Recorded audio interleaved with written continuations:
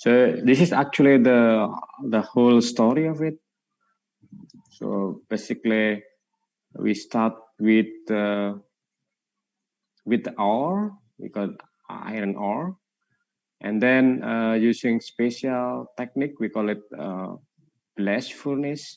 Then we actually made what we call iron, which is very dirt. Means there are a lot of things inside the iron. That's why we call it pig iron. So ore into pig iron, and then the output of the another process, it is called a very raw product here.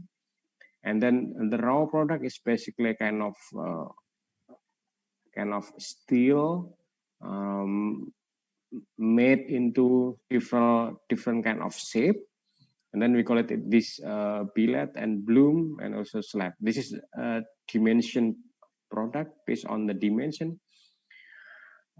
This is the steel product basically coming from the pig iron, which is this is the some process here, and we will discuss a little bit about what is process between or the process that transfer pig iron into the billet or bloom, and then this is the steel product basically. And then you made things like a bolt, nut, any other product is with process manufacturing, which is you learn already in process manufacture.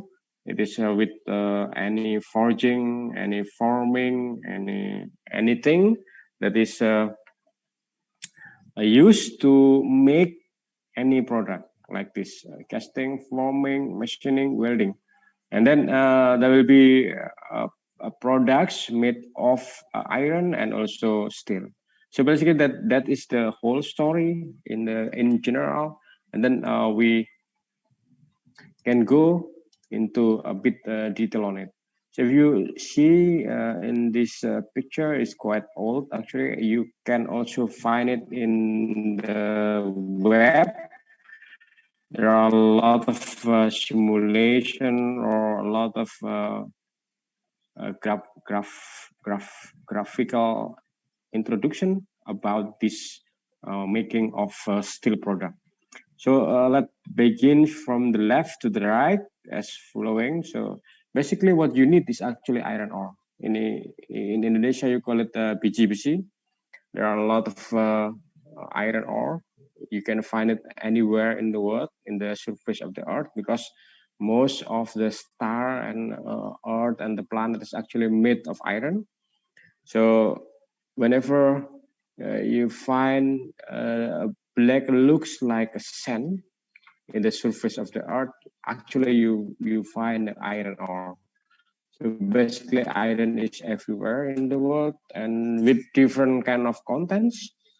So the most efficient will be the highest content of iron, because you would like to extract the irons, therefore you need something that contain a lot of iron. So to reduce, basically it's not oxidation, taken off the oxygen. Basically you have iron with oxygen, right? Iron oxide, and then you would like to remove the oxygen from the iron, and you need to react it with the coal. During the process, they also combustion, which mean that there are reaction, exothermic reaction, which mean that heat is actually generated during the reaction. So you actually also produce energy inside the system, and then sometimes you put the natural gases to start up the process. It's not necessarily all the time. And then this coal is can be injected directly, and then sometimes you need to process it with you remove some water and some volatile product from the coal, and then plus some limestone. Limestone is some kind of calcium, which is like calcium oxide. This is like you call it kapur, yeah, in Indonesia, which is basically to remove some silica and any other impurities. So limestone basically to remove them. So basically you put inside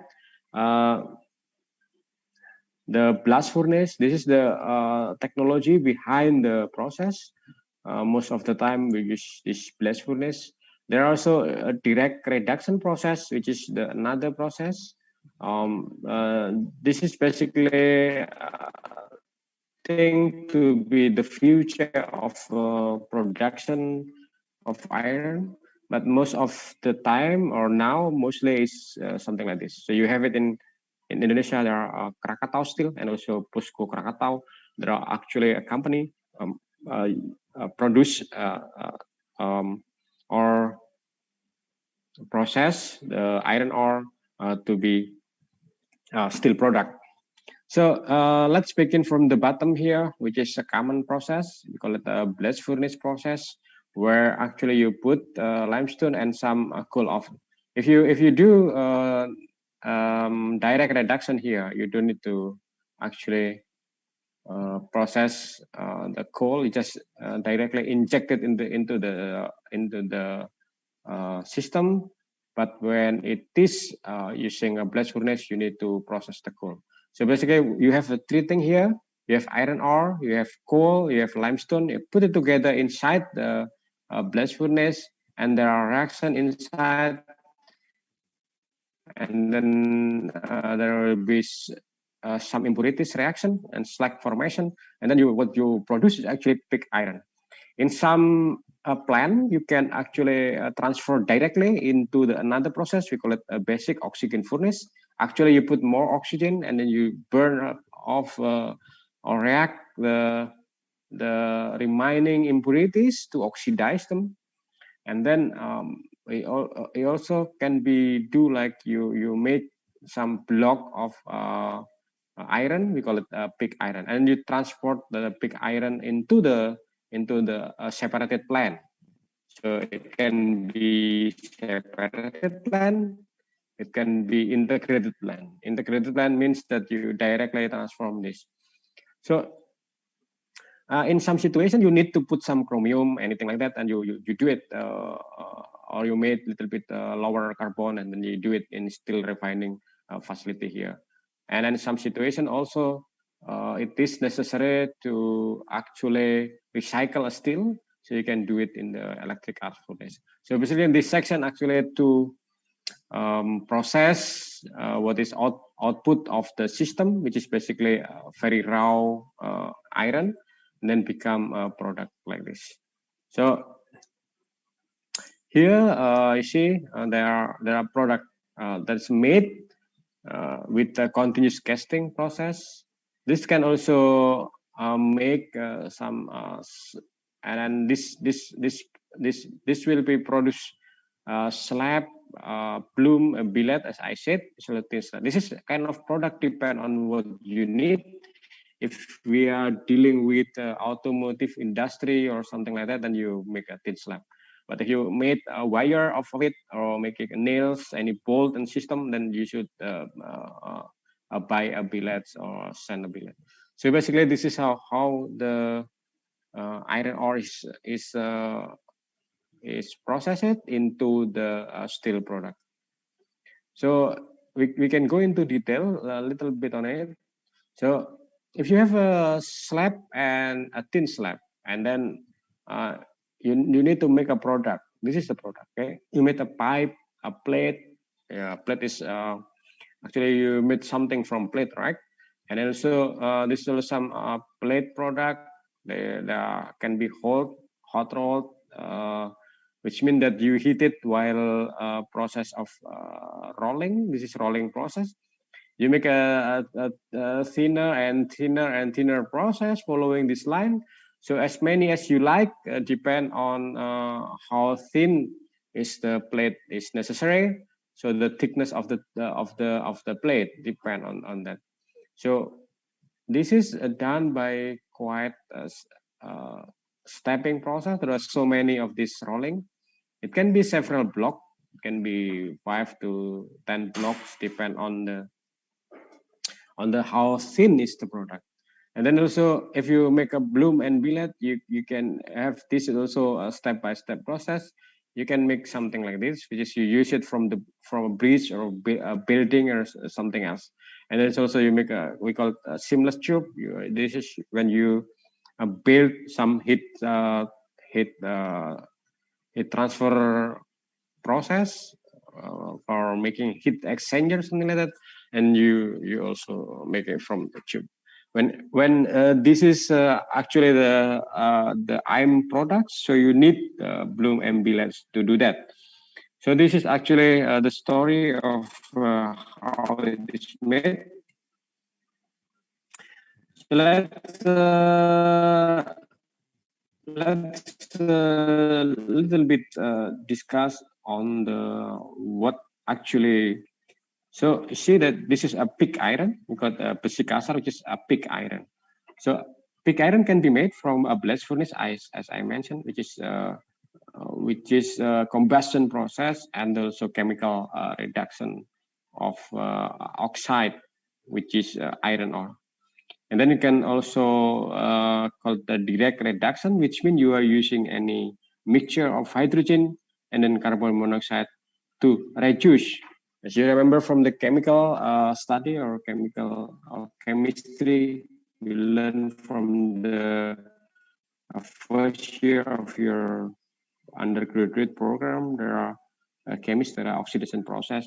Basically, if you remove oxygen from some metals, you call it reduction process. And they are using some reducer, which is hydrogen. Okay, and then this is how it looks, quite big. And then this is a car here. Basically, you see, there are actually very big plants. So that you can see here, and it's actually composed of several things. It can be many pipe and many things here. Actually, you should put any oxygen, in any air here there, and then also raw material also inputted here, so that therefore there are so many system attached to the plant. It's about 2000 degrees, so you need, we call it refractory fire bridge. Basically, this is batu tahan api. You know that actually, aslinya itu batu bata, cuman tahan temperatur tinggi, dibuat dari refractory, made refractory material. So the air should be heated before it's enter the furnace. It's about 1000 degrees before it's in, and then approximately 30. It depends on the capacity. It can be taller, and then the capacity is about 60,000 tons a week, which is actually about 5 cars a minute. So basically, you can make steel for 5 cars every minute. When we sketch up this, what we call iron ore is basically this thing. It's depend on the location. Everywhere in the world, actually, there are a lot of this, and then it's called hematite. If you look little bit yellow fish look like, and you have hematite. And then sometimes you have limonite, which is where there are a lot of water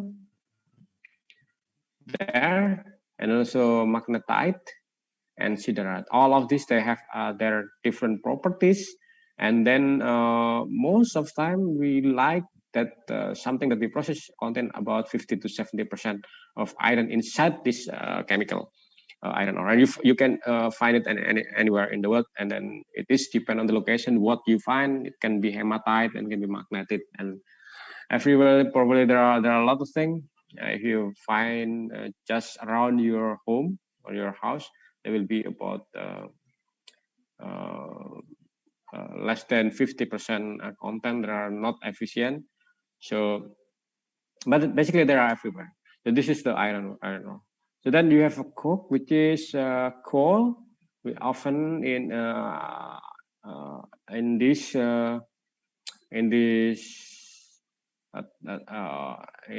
long to remove some volatiles, and also to remove some water. So you have about 80 to 93% of carbon, and then this is called coke. Coke is basically carbon. It's, batu bara yang diolah. It's so that's carbon content is about this, and then the limestone is actually to remove some impurities. Okay, and then they are from, we call it slag. So what you have there basically is the something like this.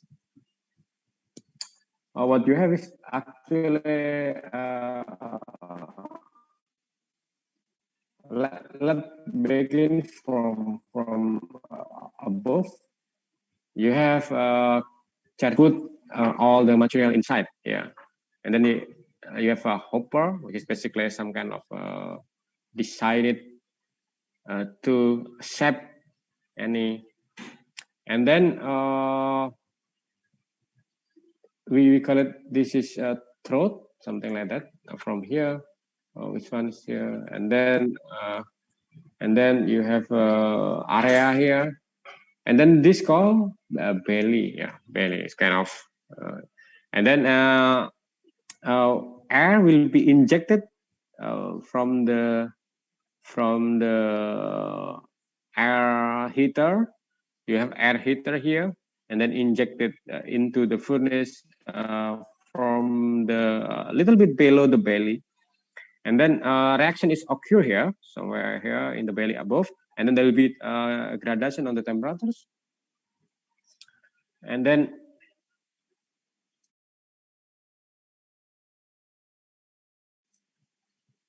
there will be hot metal, which is iron, will be sinking on the bottom because they have high density. And then other material is lower density. They're actually a little bit above this. You see that there are different color. This is a slag.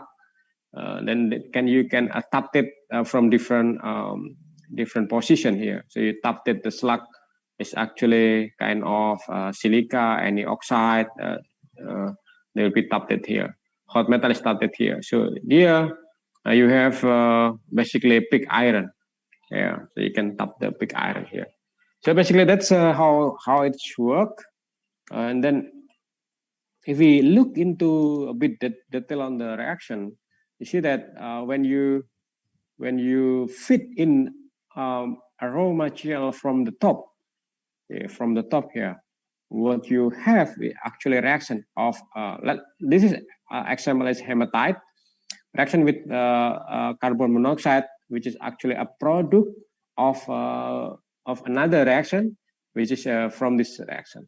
So basically, because you have a gradation of temperature here, so it is about 500 degrees. So in the top, the temperature is about 500. Below will be a little bit higher and higher and higher and higher. Why? Because all the reaction is mostly exothermic reaction. So it is like a combustion. So you produce a heat because of the reaction of a fuel, which is a carbon-based fuel. So here you have carbon here. So this is the reaction of carbon and carbon CO2 will be. It's also carbon. This is in the bottom. There will be reaction of FAO plus C for Fa and CO. This CO will be used to react another system here. CO. So just like thinking that all the reactions should happen at the temperatures. So therefore, all reaction is actually combustion. So you just make a gradation of reaction. So in this bottom reaction, you actually have purification of iron oxide, FAO. Yeah, so FAO is actually there already. So you form FAO here somewhere, and they are going down, and you react with CO2, and CO2 actually coming from another reaction here. There are a lot of reactions here.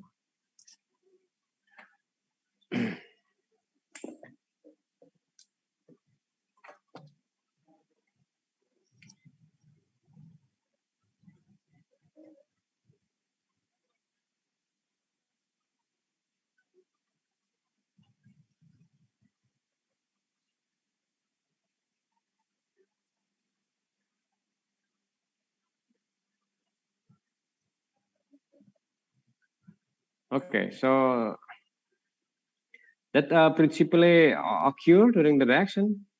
Will not go into detail or every reaction, but basically it is every state they have equilibrium reaction, right?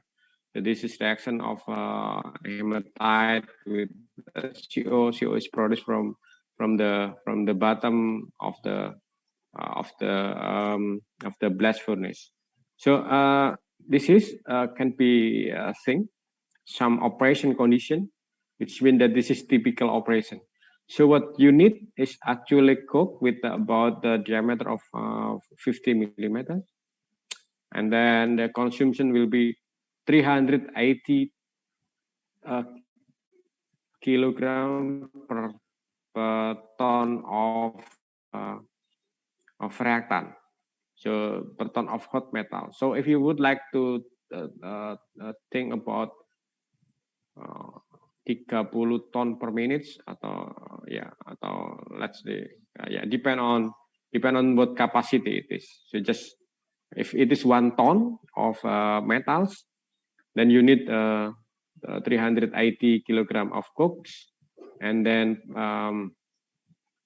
there are different size to make it easy process. There are pellet, there are lump, there are sintered one. It is just the form of it, just to not bluffy.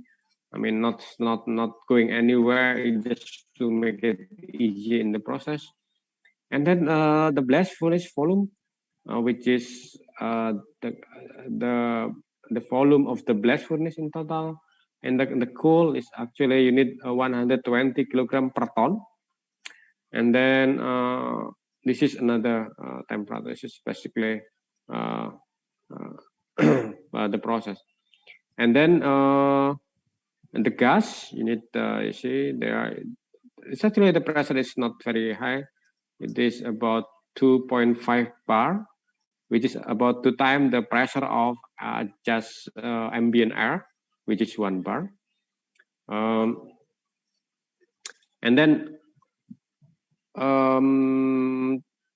also, yeah, I think there are not really. So hot metal, this is actually the pig iron here. The carbon content is 4.5, silicon 0. This is actually pig iron. And then the slag, the slag is actually any products. Actually, it is actually impurities. You have silica, which is silicon with oxide, calcium with oxide, aluminum with oxide, magnesium oxide, manganese, and so you have sulfur, which means that this is actually what we call slag. It is actually any impurities that actually we tap off from the uh, from the uh, from the blast furnace. So this is typical blast furnace product. What we call pig iron is it depend on how it is actually casted. Sometimes it's casted, sometimes it's not. And you have sulfur here. You have manganese, phosphor, carbon is quite high, 4.1 to 4.4. This is a very high carbon, right? This is actually not steel because you need less than 2 weight% to make steel product. So what we do is actually you should do something else. Apart from this blast furnace process, you have a direct reduction process. You know that this is you have a coal, basically carbon base. This is another process. Yeah, you have a direct reduction process. This is another process of making this. A fuel is actually reacted with steam and natural gas in the we call reformer. Basically, you make hydrogen out of this water. So you have a water here, water reacted with any coal, and then you have produced carbon and hydrogen. Basically, this is making of hydrogen. If you have a hydrogen, you can use it to react with with the reactor here somewhere. So you produce a reformer-based hydrogen, which is making hydrogen or something like that, and then you put it here and then insert also oxygen here, and then you have the reactor. Basically, this is reduction process is occur. So this is a bit actually a lot of complicated process, but I will not to make it easier. So inside there will be reaction of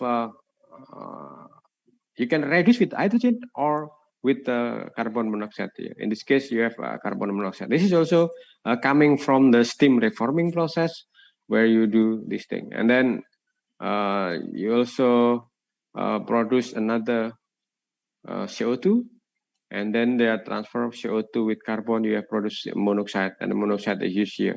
So here is here, you produce there is used here. It's basically something like this all the time. And then the temperature could be very high, and then some heated it should be made from another combustion, which is also inside this process. Okay, and now after we have pig iron, you need to process it to make steel, and we can do it in 3 different ways. If you have any question, I can wait first. If you have any question from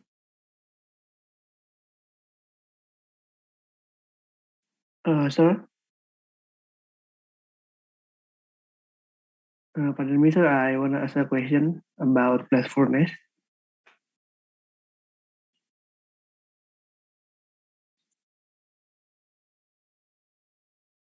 Ya, silakan. Yeah, so is there a way to us to increase the efficiency or decrease the efficiency of the blast furnace? Or all blast furnace process iron at fixed rate? There will be always things that we can do for efficiency of the process. For example, by calculating the amounts of energy. If you learn about thermodynamics, of course, as low as the temperature of the process of the output, atau serendah mungkin temperatur output dari udara atau dari gas buang dari sistem, itu berarti meningkatkan efisiensi. Artinya kita bisa menaikkan temperatur dari air sebelum masuk ke blast furnace. Itu salah satunya. Yang kedua adalah dengan different process. We have 2 different process here. You have blast furnace and the efficiency probably about 50%. And then you have direct reduction process, which is increase little bit the efficiency. But the technology is high technology, means that there are a lot of investment needed to go with this system. I mean, if you would like to think the efficiency, then of course the efficiency will be how much coal you are used and how much iron you are produced. Basically, then this is depend on many factors, many things. One thing is the coal, carbon coal content. How much carbon inside the coal, which is 90% is very good, because there are different coal, right? There are 40% carbon, there are 50%. So this process is already consume some energy to process before it is enter the blast furnace. So the key for the efficiency will be on the processing of the coal before entering the blast furnace. And the second is that the amount of iron that is necessary to think before we use it for blast furnace. There are some iron content, some iron ore that's contain 40%. There are 60%. There are 70%. So the highest the iron content within the iron ore will be will be necessary to obtain very high efficiency. So now as you know, there are a lot of iron ore in Indonesia, but the content is low. It's about 40 to 50. So therefore, like Krakatau POSCO, jadi kayak Krakatau POSCO kalau kamu tahu di Cilegon itu, we are import the iron ore from Australia. Why? Because they have high iron in the ore. Jadi kita masih impor biji besi ya dari Australia. Kenapa? Karena dari biji besi dari Australia itu lebih banyak kadar besinya dibanding punya Indonesia dengan harga yang sama mungkin ya, sehingga kita lebih pilih impor daripada menambang di tempat kita sendiri. So the question will be like, if you have any idea or any process that increasing the efficiency of the process, artinya kalau kita punya teknologi yang bisa mengolah lebih efisien biji besi dengan kadar Fe yang rendah, maka itu akan bisa dipakai untuk mengolah biji besi kita sendiri gitu. Jadi kira-kira gitu. Jadi sekarang di Krakatau POSCO itu masih impor dari Australia, karena dari Australia kadar iron-nya, Fe-nya di dalam iron ore itu lebih tinggi. Jadi efisiensinya dari batu bara sama dari semua input ya, dari batu bara, dari air, dan dari biji besinya. Kira-kira gitu. Okay, thank you, sir. Okay.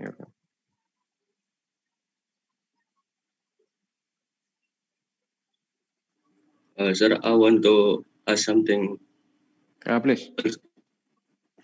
I want to ask something about blast furnace. I rather confused about the use of the coal. Is it just raw material same as the iron ore, or itu juga digunakan untuk itu, Pak? Kayak memanaskan, Pak. Jadi apakah you see here, you need carbon, right? You need carbon. You need C here. C, you can get it from where? You get it from the coal. The coal is basically carbon. So 90% of coal atau coke, jadi 90% dari coke, which is batu bara, itu adalah 90% karbon. Jadi kamu butuh karbon, ya kan? Karbon bereaksi dengan FeO. Jadi ini kita lihat semua karbon. Reaksi ini exothermic reaction. There are some exothermic reaction in this. Exothermic means you are producing heat. Yeah. So which means this is combustion basically. So if you react any fuel, like any bensin, solar, apapun, kalau direaksikan dengan karbon, dengan oksigen, itu kalau di combustion dia exothermic kan. Nah ini reaksinya bukan dengan oksigen saja, tetapi dengan karbon. Kalau oksigen kan dapat dari udara ini. Nah, kalau karbonnya ini dapat dari coke. Ya, jadi semua reaksi atau sebagian reaksi-reaksi ini itu exothermic reaction, bukan endothermic, exothermic. Exothermic means you are producing heat during the reaction. That's why temperature is higher or heated up in the system. If it is endothermic, you need heat to process. But if it is exothermic, you mean you're producing heat for your process. So this is basically you need the coal to do that.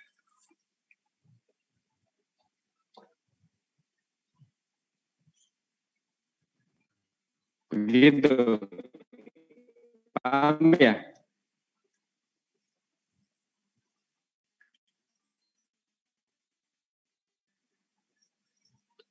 Gimana sudah? Atau gimana? Oh iya Pak, jadi saya kira itu karbon itu juga itu Pak, enggak sebagai bahan bakarnya, jadi kayak bahan bakunya juga gitu, enggak ya Pak ya? Iya, dia apa sebagai bahan bakar utamanya. Nanti kan ada yang tersisa, tapi sedikit saja, ya 4% aja. Dia memang karena kan reaksi ya, jadi dia ada yang tersisa di dalamnya. Tetapi mainly itu buat untuk fuelnya, untuk bikin heatnya, bikin panasnya, itu mostly untuk itu. Jadi apa? Mostly untuk itu. Jadi kayak kita punya arang itu, kalau dicampur dengan iron oxide itu bisa bereaksi jadi panas nantinya. Kenapa kita nyampur misalnya biji besi dengan arang itu nggak terjadi reaksi apa-apa? Karena reaksinya butuh dipanasi mula-mula. Jadi kita panasi. Makanya tadi ada metan di sini ya. Di sini kan ada metan ini, natural gas.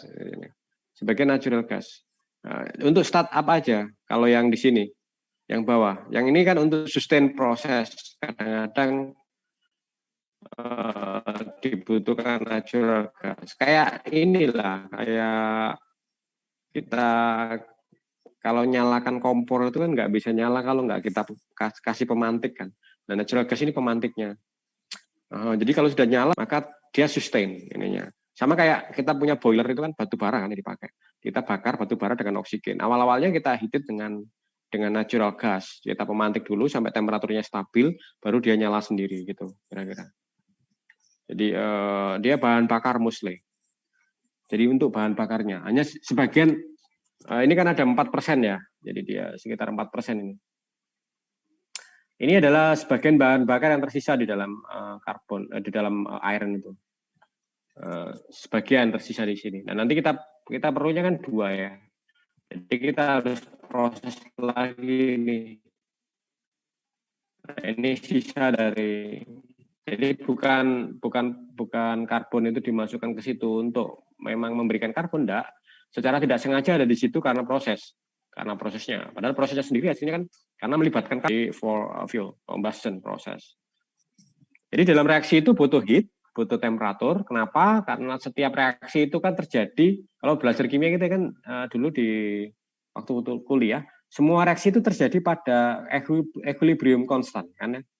Jadi pada temperatur tertentu, pada tekanan tertentu. Nah, ini juga gitu, reaksi-reaksi yang tadi saya sebutkan itu terjadi pada reaksi-reaksi tertentu. Jadi reaksi-reaksinya ini kan, ini reaksinya 1300, 1000. Nah, ini kan butuh panas kan. Nah, butuh panas itu dari mana ya? Dari reaksi itu sendiri. Ya, dari reaksi itu sendiri. Maksudnya dia exothermic reaction. Jadi dia spontan dan exothermic reaction. Jadi kira-kira begitu.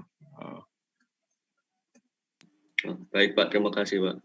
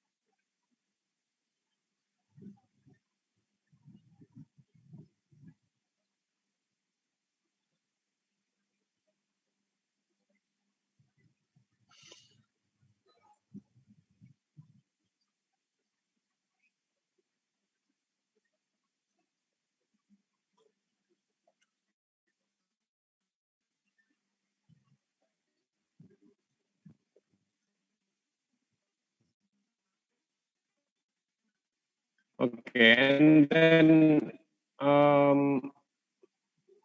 then we have a basic of iron, pig iron, which is quite dirt, and then to a steel. We need to refine. Basically, this is refining process. If you make a refining process, so the steel that is produced is quite ductile. It's not brittle. This pig iron is brittle because there are so many things inside.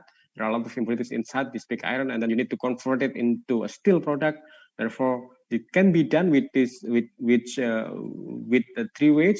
And the first is we call it a converter, and then the converter, it is called a Bessemer converter, which is actually founded in England and by British people.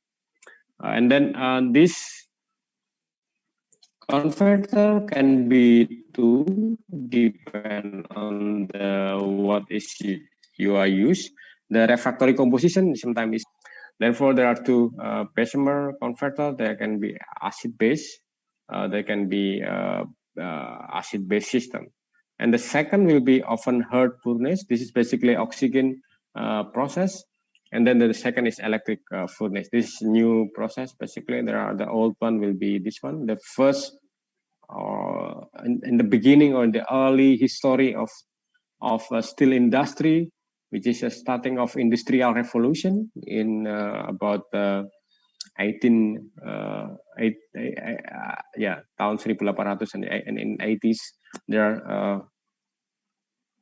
are converter using this thing. And then now there are also another process we call open hearth furnace. There are electric furnace. There are electric furnace can be divided into two. They are using arc furnace, it's like welding process, and then using electric induction furnace where you actually heat it up by induction process. And then this is a Bessemer converter. You can look into Wikipedia. It's look like bell shape, something like that. And basically this is something like this. It's not really complicated. You have some thing to insert air here. Ini kayak molen ya. Tahu molennya ini ya, semen ya. Terus ada ruangan kayak gitu aja di sini. Nah, ini terbuat dari batu bata tadi itu. Yang dindingnya batu bata. Ini batu bata tahan api gitu ya. Jadi dia temperaturnya tinggi. Kemudian lapisannya nanti lapisan baja dia selnya. Tapi dikasih kayak alat untuk memiringkannya ya. Roda gigi gitu ya. Nah, ini kayak hampir looks like molen. And then what we the second will be basic oxygen furnace, where you can see that basically it is similar. It is similar but different construction. Basically, you remove any impurities with the oxygen. So it will be there are several gases injected the gas, and can be inert gas, CO2 gas. Inert can be nitrogen, and then also pure oxygen gas. That's why we call it this in the up you put oxygen gas, and they are pure oxygen. So you should do oxygen. So remove air. The air is composed of nitrogen and oxygen, and then basically you can separate that. Ya, kamu bisa pakai nitrogen untuk mempapannya. Insert here from above and from the bottom. It just depend on the dynamic of the fluid, convection reaction, and then agitation reaction. So there are uniform or homogeneous reaction. So this is different ways to do that. You can have a top blown vessel, something like this. So it's only one inserted. It can be also only one, which is a bottom vessel, something like this, and also top and bottom vessel. This is the best one, as I explained, that you have a more uniform reaction between metals that you would like to purify with the gas that we used to do the purification process. So, and this if you would like go into detail for the first system of basic oxygen furnace here, you have a lunch oxygen, which is only above. So you actually put quite pressurized oxygen, and then you have flow something like that. Therefore, the reaction here inside, you have a convection process during the blowing of the oxygen, and then you have reaction between the impurities to make a slag. And therefore, there is a slag layer. And there is metal bath, which is purified metals that are low in carbon and also low in impurities. So usually the step of the process actually something like this. You put some scrap or any pig iron. It's not actually this is to make it not always necessary to put any scrap. This is just in a common process. It's a mixture of scrap and molten iron. This is pig iron. So first of all, if you use a scrap, you put a scrap. Scrap means that barang bekas ya, besi bekas. Nah, terus kemudian the second step will be charging with the molten iron, which is pig iron in the molten state. I put it here, and then any lime like CaCO, which is kayak kapur gitu ya untuk mengikat. Kemudian put oxygen blowing here. Whenever it is finished, and sometimes there will be pour, which is pouring into tapping and the furnace. This should be done from the hole, so that the slug is not going out. The slug, it is actually on the surface, and then you should tap only the metals, and then after that you have the slug here. Okay, and then how it's look in the real situation. This person actually here.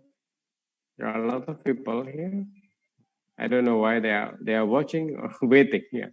So they are waiting the process, and then see that the molten steel here. So this is the result of the process. It's mostly steel. You see that this is about 0.04 to 1.5% carbon, and then 1% of manganese. Yeah, the fluidity is about 6, which is some kind of fluidity units. So which means you have a steel already with this process, and then you of course can cast it this to make any billet or any blooms, and then you can sell it into the market.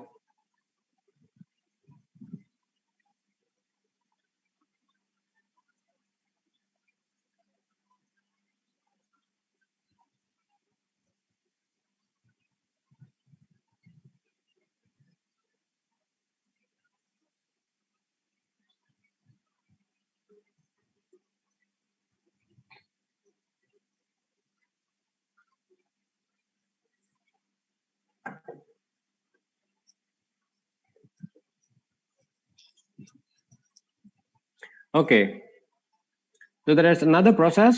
In addition, it's not in addition. It's just another process. We call it electric arc furnace process, where basically you generated the heat not from reaction with the oxygen reaction, but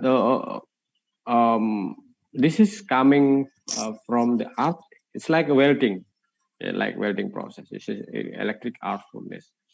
So in electric arc furnace or AIF, you have a carbon electrode. This is carbon, basically. This is usually to make very good purified steel. For example, if you make stainless steel or you make any other fine steel, use electric arc furnace. Basically, it look like this.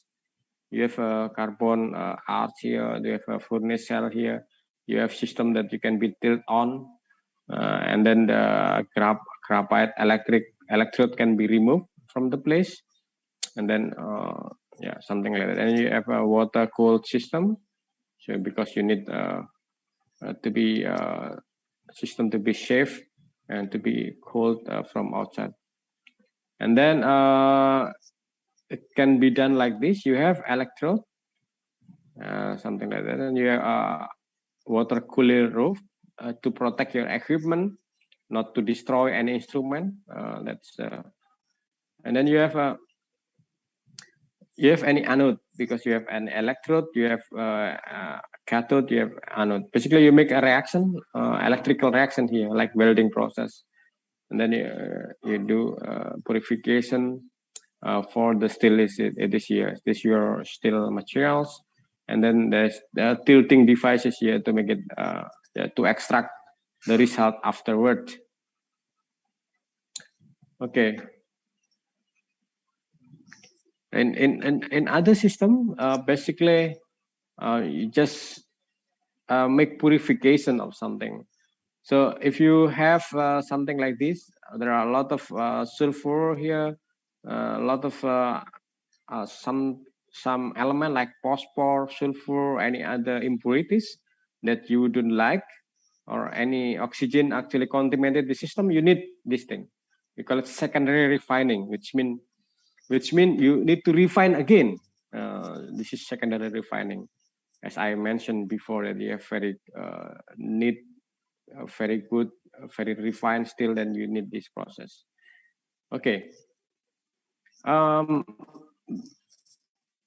After the refining process, either with basic oxygen furnace or electric arc furnace, you need to cast it. And this is continuous casting process. This is common. So you have molten metal here, and then do something like this with this water usually here. You put any water line, and then it's a bit colder, and then you roll it to make some product here. This product is actually continuous casting process. Then you have something like this. So you have a ladder. Basically, put any basically any other system that make it easier to go into the mold.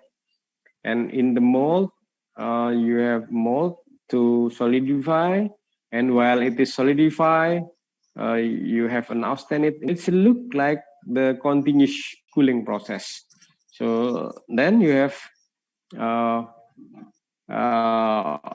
product like this. You have, see that this is the output of continuous. Then you cut it here. You cut it, and then you do something like that. And then what we call slab is if something very long. If it is billet, and then this is 12 meter long.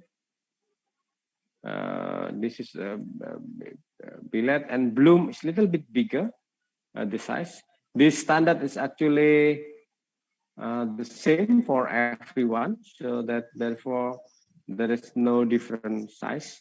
If either you buy it in Indonesia, or we buy it in China or anywhere in the world, there are already standardized product. And to make like this, you make this structural steel, and this is to make a plate, as I already discussed.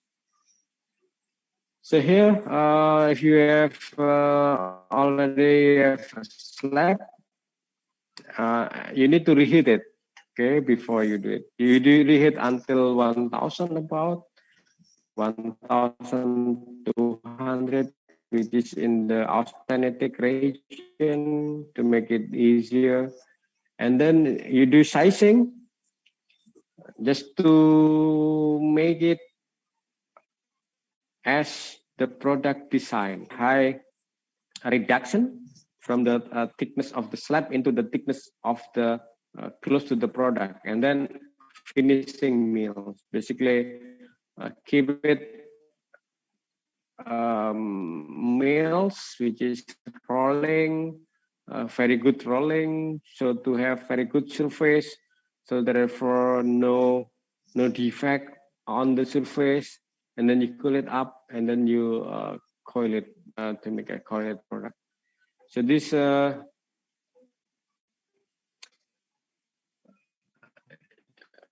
you can cut it basically to make a plate. So therefore you have a plate product. If you can buy and plate. You can also make another recoil process. Sometimes they are delivered in the form of recoiling. Sometimes also you heat it a little bit and then process the surface product. So this is okay. Sometimes if you make a wire, you can do like this. There are a lot of continuous process here. So there are a billet that can be used. There are also a reheating process before you make a routing mill. Then milk all the time, all the go, every time until it is become some kind of like this. This is basically a conveyor made of wire, and you cut the wire rod here. You can make a different size of a wire, depend on depend on the needs, of course. Okay, this is the map. It's quite it's not possible to have one plan. Jadi tidak mungkin satu pabrik bikin semua ini ya. Jadi dia different, berbeda ya pabriknya ya. Jadi kalau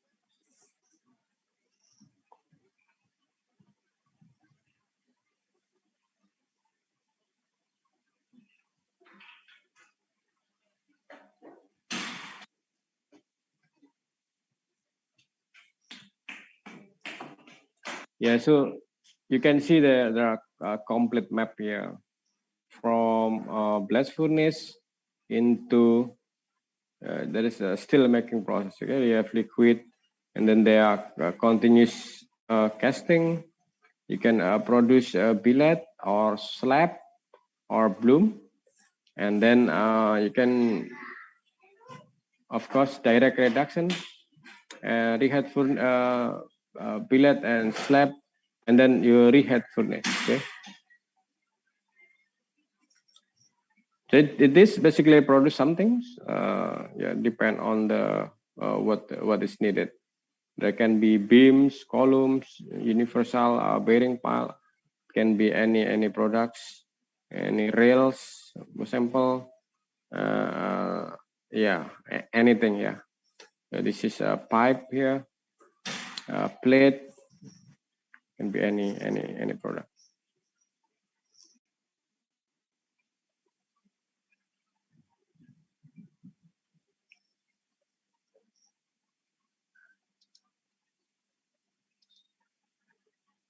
This is some example. If you make a example of the product, right? You have this gear. How to make this? You should make a rod, for example. This should be done by blast furnace or any oxygen furnace or electric arc furnace before making this stuff. It's also some product that this is made of plate. It's quite a different story. If you should make a plate before before making this product, basically. Yeah.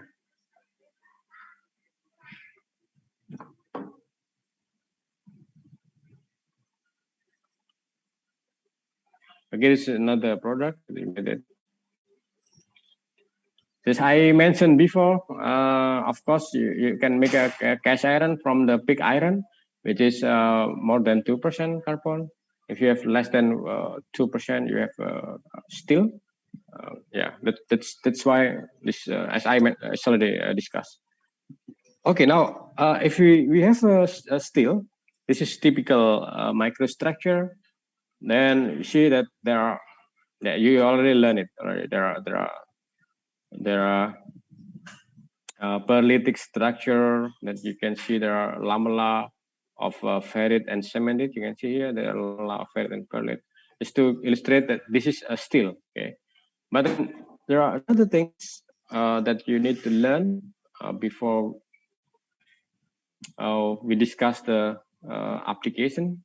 See that there are, we call it a cast iron, which is contain more than 2.1% of carbon. See, there are depend on the, yeah, if still there are depend on the carbon contents, but cast iron is actually, yeah, there are different carbon content, of course, but there are mainly because of the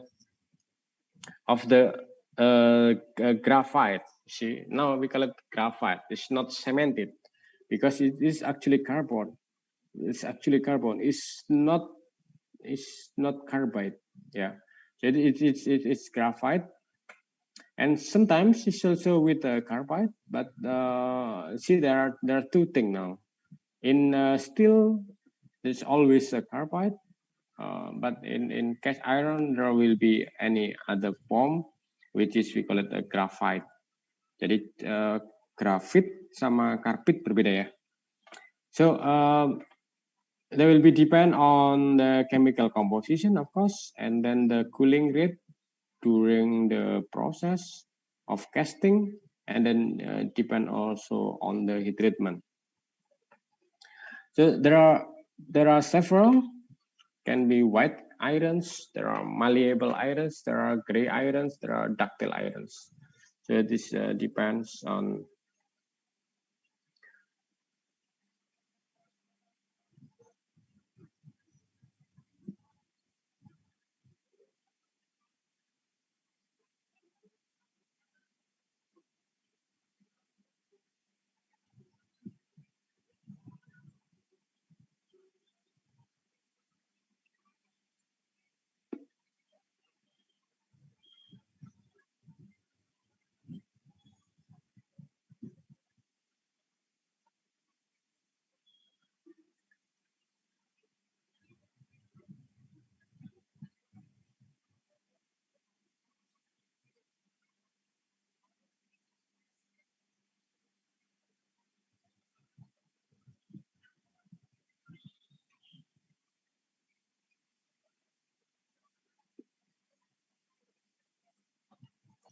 Okay.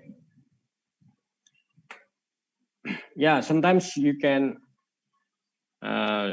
do making cast iron with this kind of process. As it's close to blast furnace, but this is not basically not blast furnace. It's kind of gradation of reaction, something like that. But yeah, you see that this is this kind of furnace to make cast iron.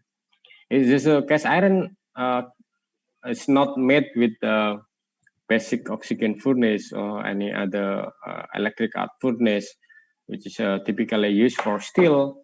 But this is kind of specially designed furnace to make a cast iron. So you have a supply pig iron there, and I will not go into detail this. But let's discuss a little bit about the steel and the cast iron. So cast iron is basically somewhere. This is carbon content, and this is silica content. It's a little bit sweep, yeah. Last time the graphic silicon is here, carbon is there, but this time carbon is there and silicon is here. So don't confuse with this.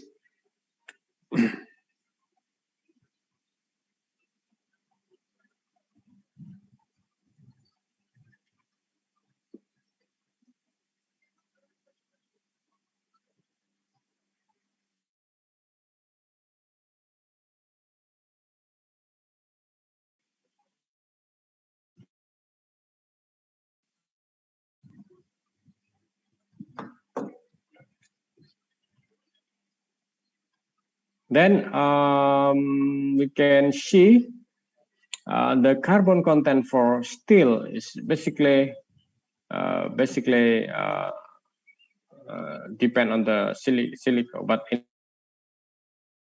to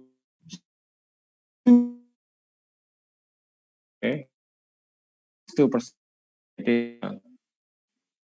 That's the way, but detail a bit.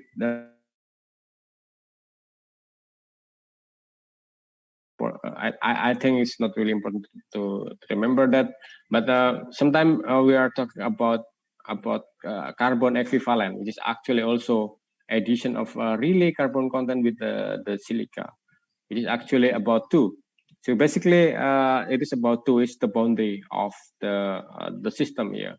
So if you have a quite area here, like area, and then this is white cast iron, basically look like a white things, and then you should have another area here which is yellow, and this is also area that another type of cast iron. And then inside there are ductile cast iron where actually you can form the, it's called ductile. It's a little bit have ductility, and then you have malleable cast iron. This is called a gray cast iron. The yellow we call gray, and this is called white. It's not right on here, but this is actually gray cast iron.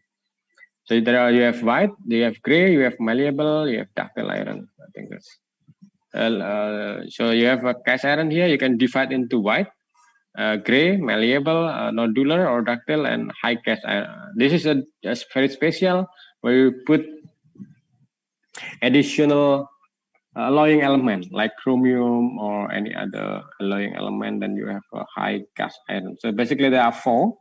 1, 2, 3, 4, and then one additional, which is very special application when you need to have a very high mechanical properties. For example, high wear resistant or high heat resistant. Then you add more alloying element like chromium and any other element. Then you have a high alloy cast iron. So basically, you have 4, and then the composition is somewhere here. It is about gray cast iron is about this thing, and then you have white a little bit lower region. Malleable is about this region. It's typical, right? Typical, and then this is a microstructure of it. So you have different microstructure. So you have white. There is no graphite. So this is white. There is no graphite here. Everything is cemented here. That's why we call it no graphite. Well, this graphite is actually here black cycle here. This is nodular cast iron. So you have a graphite. It's look like black dot here. This is graphite. This is not cemented. Cemented is in white, and then you have no cemented. That there are graphite here. So that's why depend on the morphology of this. White, there is no graphite, there is no ductility because of the fast cooling rate. So this is white. So malleable cast iron usually can be formed. This is malleable cast iron. See that there are some graphite a little bit, but there are mostly white. This is cemented. It's clear. Cemented. And then you have a gray cast iron. When you have a flake, this is flake of graphite. See, there are flake. Flake, something like a thin, irregular shape, something like this. You have a flake of this, and then you have cemented. It's actually look like white, and that's why we call it a gray cast iron. So it's white, and it's gray, and this is nodular, and this is malleable. So white, gray, nodular, and malleable cast iron. So that's so basically what we call malleable is actually white, plus little bit annealing treatment. If you have slow cooling, you have gray. If fast cooling, you have white. If little bit another process for white iron, you have plus anion treatment, you have malleable. And then with addition, some of alloying element, and then some treatment, you can convert the graphitic form into nodules rather than flakes. So this is a chemical composition dependent and also morphological dependent of microstructure. Why it is called cast? Because there is actually made for casting, but some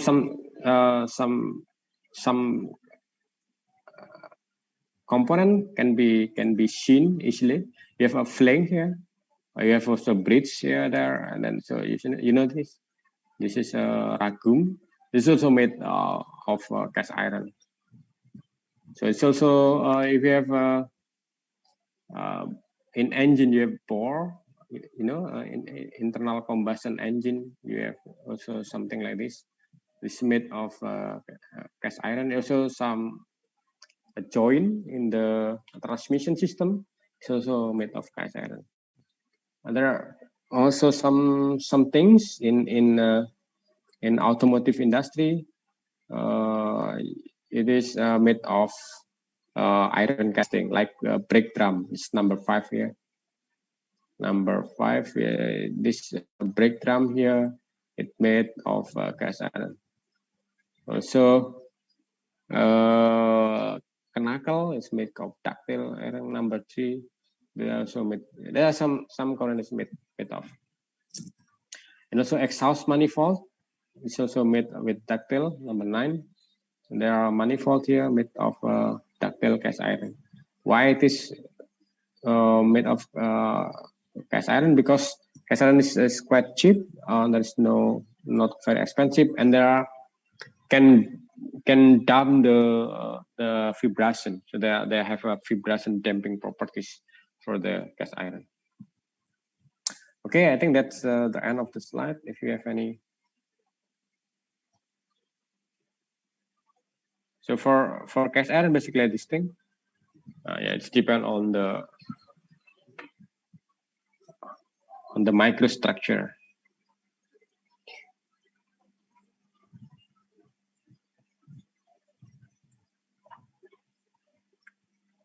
Okay, any comment or question? Could you can do that. So if you have any question or comment, then you. Excuse me, sir. Yeah.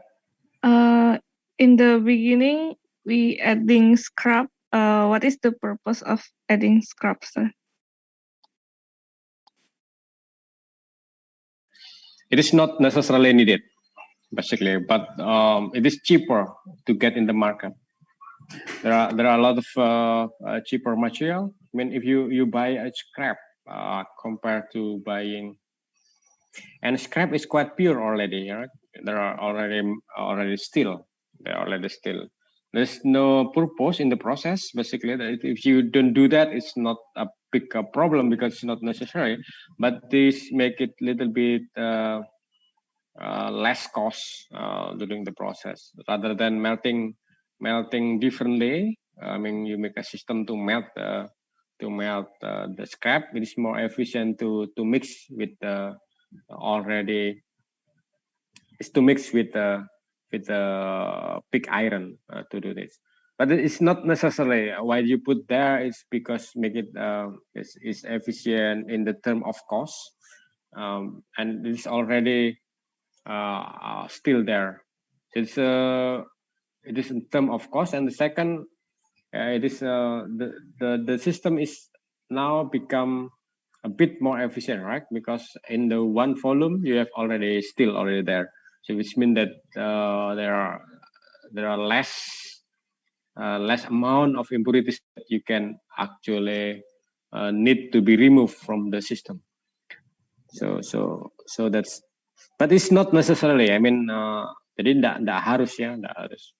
Tapi itu membuat lebih efisien karena harga produknya lebih murah di pasaran karena dia kan barang bekas ya, jadi lebih murah di pasaran dan sehingga secara overall itu costly, secara efisien seperti itu. Dan yang kedua, secara proses pun lebih efisien karena kan sudah ada still sebagian di dalam sistemnya, sehingga dia lebih ringan untuk meremove impurities di dalam sistem itu.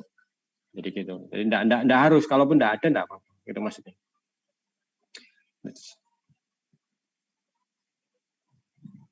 Okay, any other question?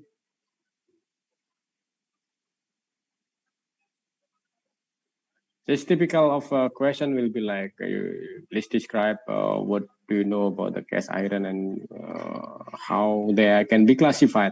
So cast iron is not classified based on carbon contents, as you should know it. This is because there are differences, but the naming here, the gray, white, malleable, ductile, is not because of the carbon content. It's because of the morphology of the of carbide and the morphology of the graphite. So you should remember that. And the names is not coming from carbon like we have it in steel. In steel, we have a medium carbon steel, low carbon steel, high carbon steel. But in cast iron, we are not divided. The type of cast iron depend on the carbon content. It is divided based on the morphology of the carbide and the graphite. You should remember how it is different, right? So. And then how to get this different morphology, you have different heat treatment process in detail. So if it is fast, you have a white cast iron. If it's a bit slow, you have a gray. If you have a white cast and you anneal, you will have a malleable cast iron, and you have a different heat treatment, and you have will have nodular or ductile cast iron.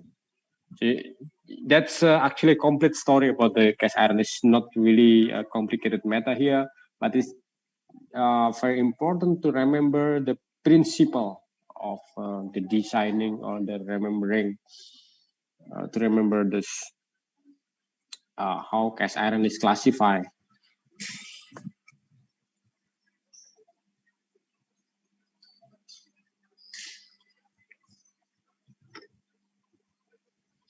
Any question about this cast iron product?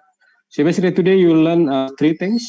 First of all, how to get the iron, which is you need to have a blast furnace process, which is you put all the material into the blast furnace and you produce pig iron. And the second things that you already learned is that how to convert this pig iron into the steel, raw steel, like billet and any other raw products. And the fourth is that, and the third is that there are another manufacturing process from raw steel product, billet, slab into the finished product like plate, wire, any other product. And the fourth, we are discussing about the cast iron, how you divided cast iron based on the morphology of the cemented and the graphite. So I think that's a fourth thing that you learned today, and I will post it the PPT into the classroom, and then I think that's all. If you have any question, please you can ask now.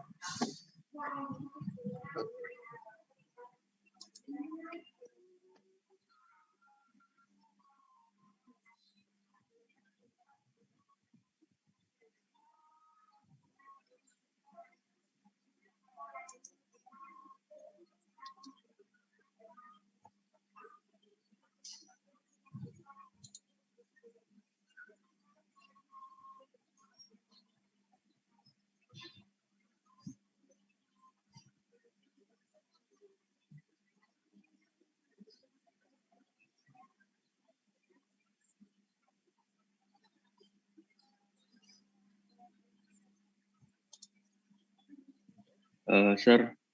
Yeah, please. Can we have the last lecture PPT so we can review the last material, sir.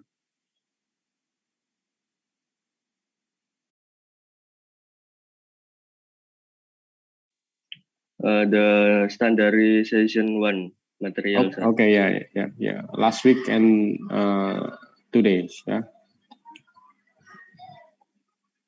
Last week lecture and today lecture, right? Yes, sir.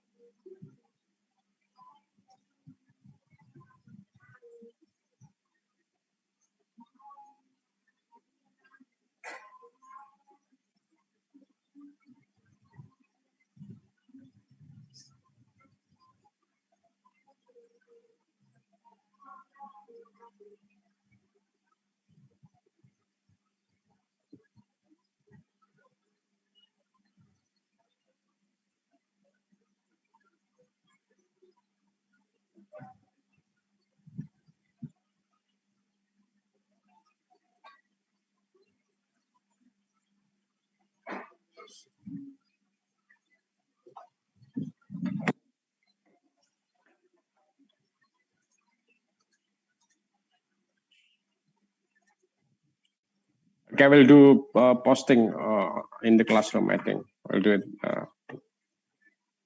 very soon. Maybe today.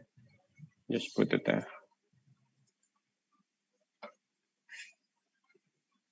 Okay, sir. Thank you.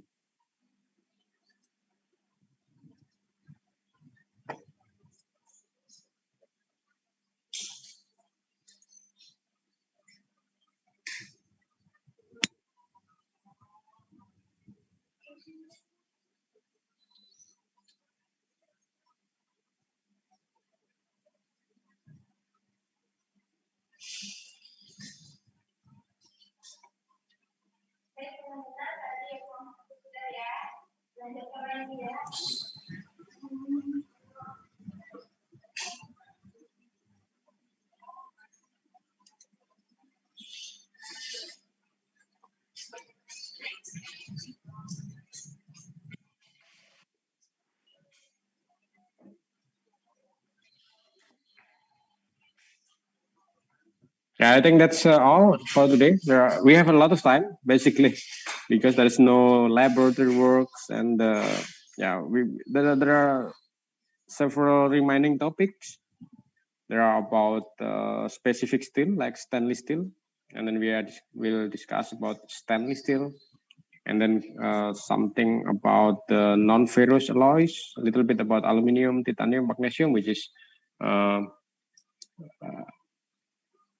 another lecture. So we have another 5 meeting, which is quite a lot for this metal too. And then I'm not sure if we have any laboratory work or not, but yeah, we are not allowed to do offline. So therefore we need to try to make it online, but I'm not sure how we do it. So we still need to discuss with the assistant how they will perform it. Otherwise, we should do it ourselves. But which means that it's very uncertain about this laboratory work. We will do later on how to proceed with it. But for the material, there are not so many now left. We have at least 4.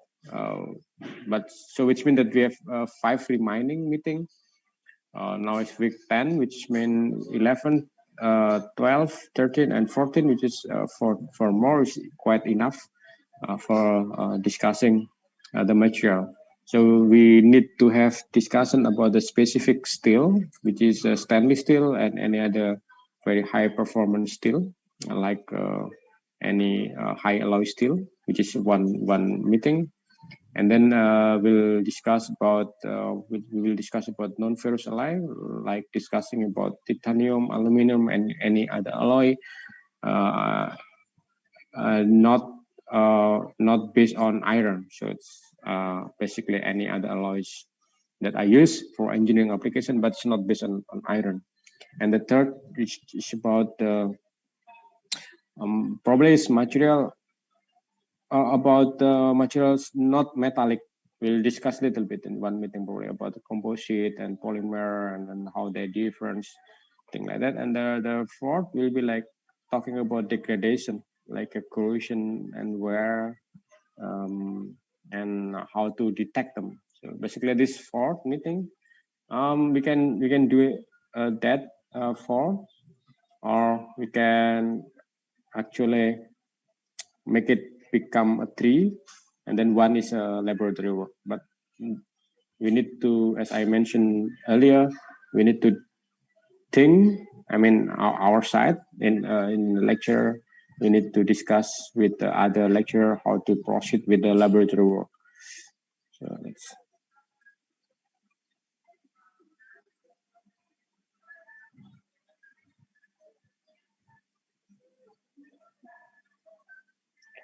And I think we need to have a quiz or any another any assignment actually. Yeah.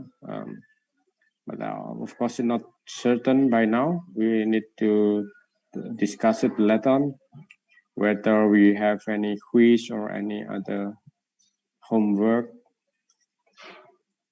Do you like any group work or personal work? Any idea? I think group, sir. Group, okay. And we try to have a group work. Yeah, I was thinking now. I mean, and then next time we'll do it. I think there will be not kind of presentation maybe because there's no. This will take a lot of time to do that. So we'll have another form of group work, but it's not kind of presentation. Maybe recording or something like that. That's not kind of presentation.